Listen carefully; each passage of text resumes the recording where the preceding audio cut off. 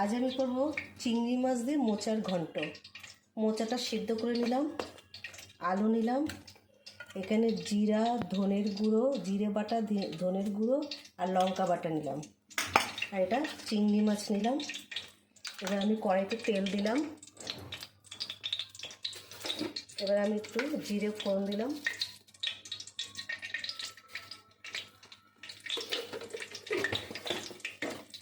একটা তেজপাতা দিলাম। এবার আমি আলুটা ভাজা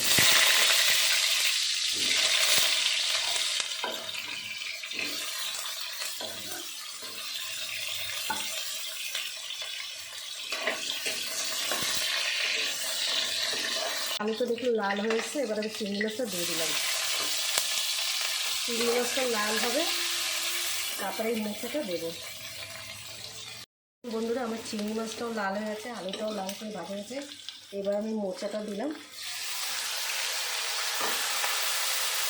এবারে ধনে, জিরে, লঙ্কার গুঁড়োটা দিয়ে দিলাম।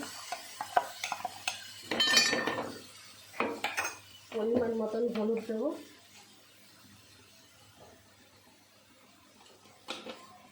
এবার পরিমাণ মতন নুন দিয়ে দিলাম।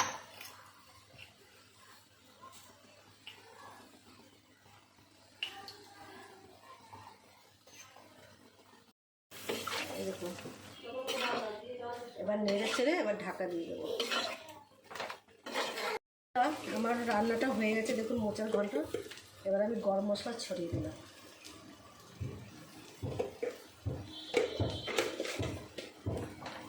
এবার দেখুন আমার রান্নাটা পুরো কমপ্লিট।